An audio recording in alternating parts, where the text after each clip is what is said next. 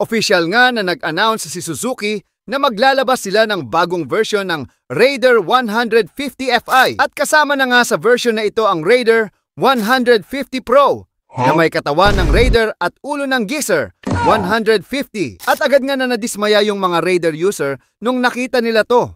Pero nabawi naman agad yung pagkadismaya nung nalaman nila na may Raider 150 Blade Edition.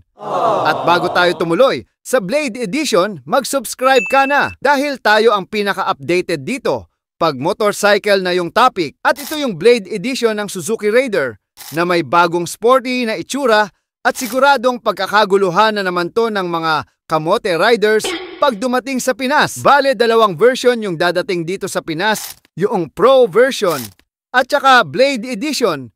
Tara, silipin na natin ano nga ba mga bagong and-upgrade ni Suzuki dito. Unahin natin ang Pro version. Ito ay may FTF panel with Ride Connect Bluetooth with smart connectivity. Meron na din itong keyless ignition system at ABS or anti-lock braking system para dagdag safety sa mga riders. At sa ilaw niya, mas pina-long range na. Kaya kitang-kita muna kung saan ka nagkulang. Dito naman tayo sa Blade Edition, mapapansin nga natin na mas pumogi yung itsura at napaka-aerodynamic yung design. Ito nga ay naka-Suzuki Clutch Assist System. Hindi pa tukoy kung naka-ABS na tong version na to, pero siguradong keyless na rin to. Meron na rin pala itong USB charging port, kaya hindi ka naabutan ng lowbat sa daan.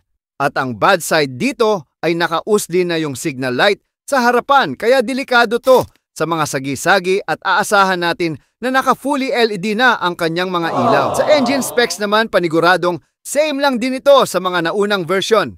Pero may assist slipper clutch nga lang, kaya smooth na ang gear shifting mo dito. At alam ko na isa ka rin sa umaasa na ito ang magiging bagong mukha ni Raider 150.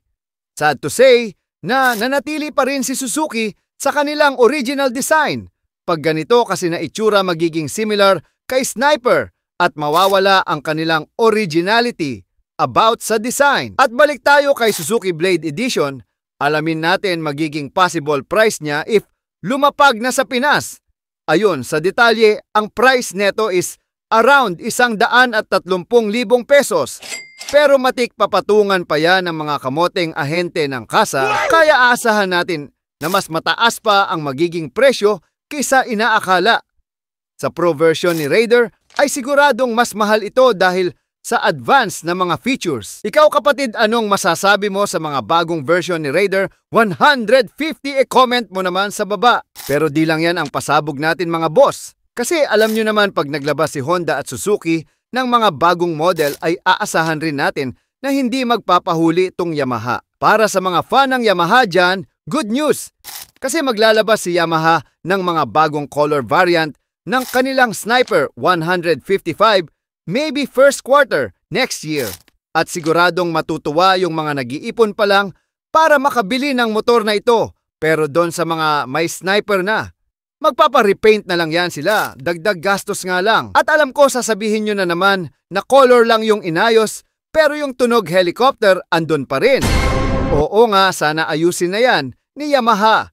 Pero para sa akin, normal lang naman yung ganyang tunog, lalo na at single overhead cams lang siya or SOHC.